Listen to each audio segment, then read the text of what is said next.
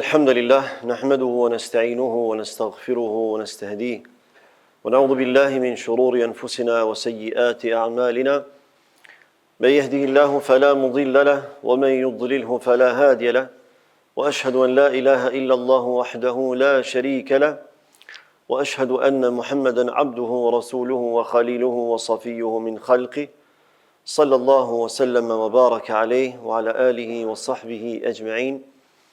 أما بعد يا أيها الذين آمنوا اتقوا الله وقولوا قولا سديدا يصلح لكم أعمالكم ويغفر لكم ذنوبكم ومن يطع الله ورسوله فقد فاز فوزا عظيما ثم أما بعد. Vetëm Allahun adhurojmë, vetëm atë falenderojmë dhe vetëm prej tij ndihmë dhe falje kërkojmë. Salavatet, selamet dhe përshëndetjet më të përzemërta dhe më të sinqerta çdo herë dhe pa ndërprerje më të dashurit Zotit ja dërgojmë Muhamedit alayhi salatu wassalam, familjes së tij, shokëve të tij dhe gjithë pasuesve të traditës së tij deri në ditën kur nuk do të ekzistojë më kjo gjësi. Zoti i Madhërisëm në Kur'anin Famadh urdhëron e thot: O ju besimtar, tregoni dhe dëshmoni frikë, respekt meritor ndaj Zotit tuaj dhe mos flisni vetëm se atë e cila është e drejtë, e qelluar dhe e vërtetë. Nëse ju e bëni një gjë të tillë, Allahu do a përmirësoj juve veprat tuaja, do a fal juve mëkatet tuaja. Kush e pason Allahun dhe të dërguarin e tij, do të përfundojë si triumfues madhështor. Besimtarë të nderuar, një prej ajeteve që meriton të meditohet dhe të trajtohet është edhe ajeti 111 i surës At-Tauba, ku Allahu subhanahu wa ta'ala për të dashur, duke dashur për të na treguar se çfarë lidhje, çfarë raporti ka krijuar me krijesat e tij besimtare. Ai e përmend në një mënyrë dhe në një formë që dëshiron t'ia afrojë kuptimin e drejtë dhe të shpejtë besimtarit, por në anën tjetër edhe t'ia garantoj sigurinë e shpërblimit madhështor. Fjala është për ajetin ku Allahu thotë: Inna Allaha ashtara minal mu'minina anfusahum wa amwalahum bi anna lahumul janna. Allahu ka blerë për besimtarëve jetët e tyre dhe pasuritë e tyre. Dhe si këmbim për këtë u jep xhenetin. Pra Allahu metaforikisht na drejtohet përmes gjuhës së tregtisë, përmes gjuhës së mallit, për t'ia bërë njeriut me dije dhe për t'ia qartësuar atij seriozitetin e çështjes se sa madhështore është lidhja jonë me Allahun kur ne çdo gjë që kemi ja dorëzojmë Allahut subhanahu wa taala. Prandaj mënyra më e mirë për me e kuptuar robi është përmes mallit, përmes tregtisë, përmes gjuhës ekonomike, sepse njeriu natyrshëm është i lidhur pas materjes, pas pasurisë materiale. Prandaj vetë Allahu në Kur'an thot: "Wa tuhibbuna al-mala hubban jamma."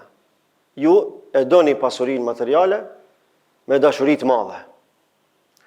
Dhe për këtë arsye Allahu subhanahu wa taala dëshiron neve që të na parafroj këtë kuptim kaq madhështor se çfarë lidhje madhështore krijohet mes besimtarëve të Allahut dhe mes Allahut kur ne e kuptojmë thelbin e besimit dhe e ndërtojmë raportin tonë me Allahun subhanahu wa taala si raportin më madhështor që ekziston, më të çmuar dhe më të vlefshëm.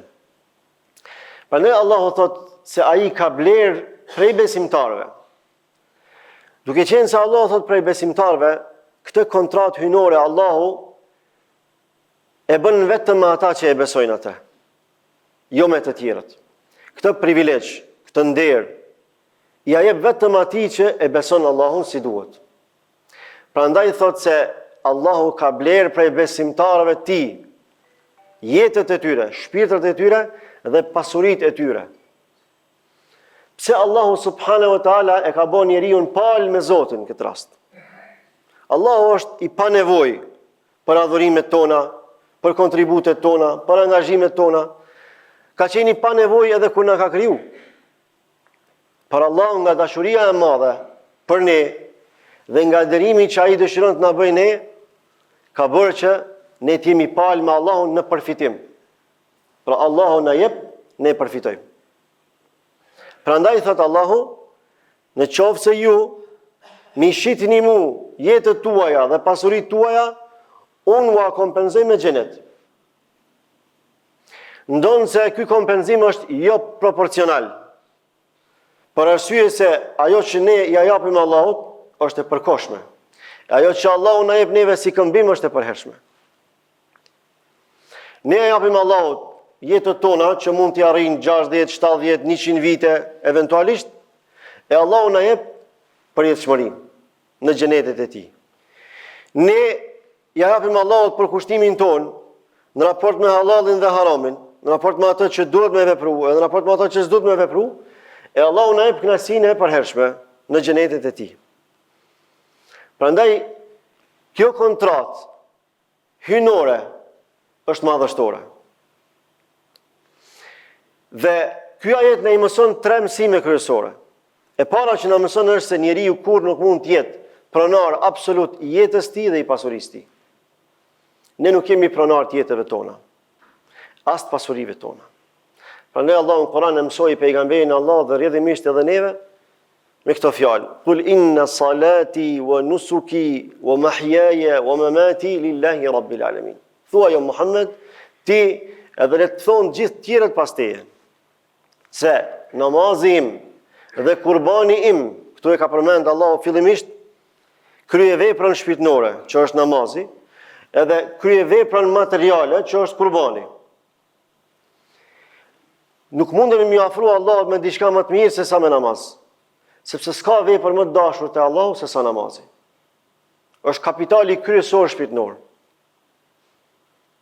Në anën tjetër, nuk mundemi mi afru Allahut me diçka materiale më mirë se sa me kurban. Kur ne bëjmë një kurban për hir të Allahut subhanahu wa taala. Çfarë do të qoftë ai kurban? A është dele, a është dash, a është deve, a është dhi, nuk është me rëndësi. Me rëndë mundësive të njeriu.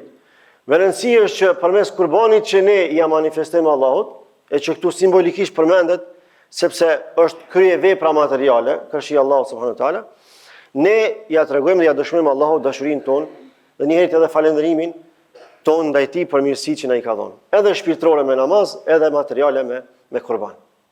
Pastaj thot wa mahyaya wa mamati. Edhe jetën time në tërësi, edhe vdekjen time në veçanti. Pra e gjithë jeta joni përket Allahut subhanahu wa taala. Nuk i përket njeriut. Prandaj ne nuk kemi ardhur në këtë botë me dëshirën tonë, as me mundësinë tonë. Kemi ardhur me dëshirën dhe me mundësinë e Allahut subhanahu wa taala. Allahu ka dashur, na ka dhënë jetën, ne jetojmë. Dhe ne nuk mund dalim nga kjo botë vetëm se me dëshirën dhe me fuqinë e Allahut subhanahu wa taala. Pra ashtu siç kemi ardhur pa u pyetur, ashtu dhe dalim pa u pyetur.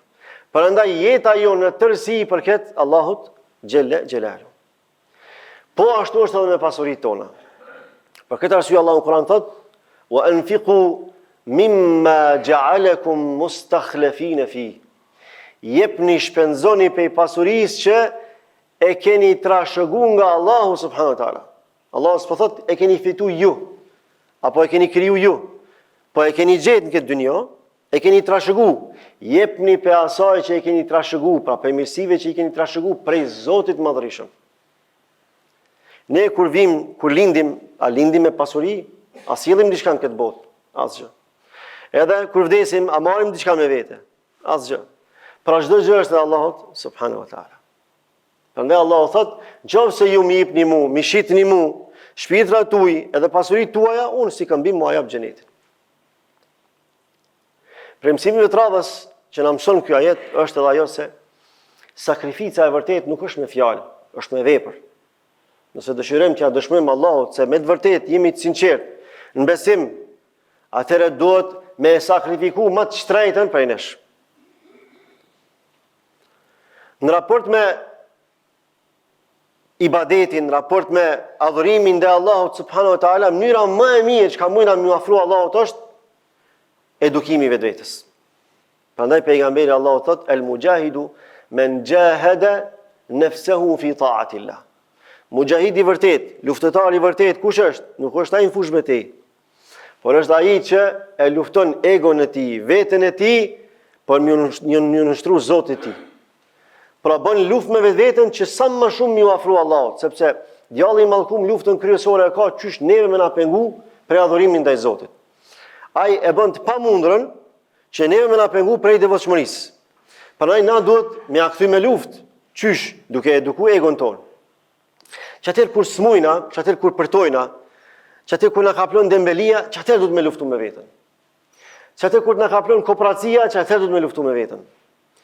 Çatë kur na kaplon plagështia, çatë duhet me luftu me veten. Mos më undërzu. Ja dëshmu Allahut subhanahu wa taala se ne me të vërtetë e synojmë kënaqësinë e tij dhe xhenetin e tij. Kjo është sa i përket të brendshmës. Sa i përket pasurisë materiale, thot Allahu në Kur'an: "Lan tanalu al-birra hatta tunfiqu mimma tuhibbun. Wa ma tunfiqu min shay'in fa inna Allaha bihi alim." Nuk ka mundësi me arrit ju mirësinë reale, mirësinë e vërtetë. S'ka njeri që se kërkon mirësinë. Nuk ka njeri. Po jo të gjithë e arrin ata. Kush e arrin? Allahu po tregon. Hatta tunfiqu mimma tuhibbun. S'ka mundësi ju me arrit mirësinë reale derisa nuk jepni për asaj që e doni më shumë ti. Jo për asaj që ju ka mbet. Jo për atij malli që nuk po të shitet më. Që i ka dalë moda. Jo prej qindarkave të vogla, prej centave. Jo, Allah po thot për asaj që e doni më shumë ti. Mja dëshmu Allahut, unë çat shumë du që më të shtrejtën e jap për ty. Për Allah, se na çdo gjë që japim për Allah. Se japim për vetvete, as për ata fukara, as për projekte islame na nuk i japim. E japim vetëm për Allahun e madhrishëm. E Allahu pastaj e zbret bekimin e tij në këto projekte, në vetët tona, në jetët tona, në familjet tona kështu me radhë. E në raport me fjalën e vërtet, thot pejgamberi Allahut sallallahu alaihi wasallam, gjihadi më i mirë, lufta më madhështore është ta thuash të vërtetën përballë një tirani, përballë një sundimtari që është tiran, zullumçar. Normalisht se bën çdo kush, s'mundet me bëj çdo kush. Pejgamberi Allahut i përmend këto mënyrat më të larta, më fisnike të arritjes së devotshmërisë, edhe spirituale, edhe materiale, edhe foliore, intelektuale. Çdo herë Allahu përmes pejgamberit të tij, edhe përmes ajeteve të Kuranit na mëson atë që është më e mira, atë që është më e larta. Sepse ajo është më e shpërblyera. Por pastaj njerëzit ndryshojnë, dallojnë. Në bazë të ambicieve, në bazë synimeve që i kanë, do t'i marrin edhe shpërblimet, edhe arritje do t'i kenë asisoj. Dhe ne duhet ta synim atë që është më e mira. Pra, në aspektin e shpirtit, duhet që prioritet kryesor ta kemi veten. Duhet sakrifikojmë tek Allah përmes edukimit të egos, përmes luftës ndaj vetvetes.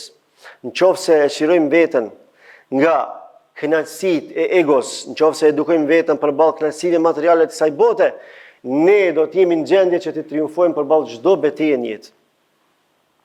Në aspektin material, nëse e nxjerrim prej zemrës, po jo prej xhepit e prej dorës, pasuninë tonë, lakmin për pasuni, edhe nëse i ke miliardat e triliardat, po ti ato i sheh thjesht si një mjet që Zoti t'i ka dhënë, madje të ka sprovuar me to, atëherë ti me të vërtetë do të jesh në gjendje me dhon ato që është më e shtrenjta për ty, për më të shtrenjtin, për Allahun subhanallahu teala. Dhe nëse ti ke guximin që edhe përballë sundimtarit më të keq, më zullumçar në botë, me thonë të vërtetën, ai detyron me të thonë diçka tjetër, e ti thuaj jo, vallahi e vërtetë ajo që kjo. Nuk lëkundesh, atëherë ke arrit nivelin më të lartë të sakrificës për Allah me fjalë, duke e mbrojtur vërtetën, duke e thonë të vërtetën.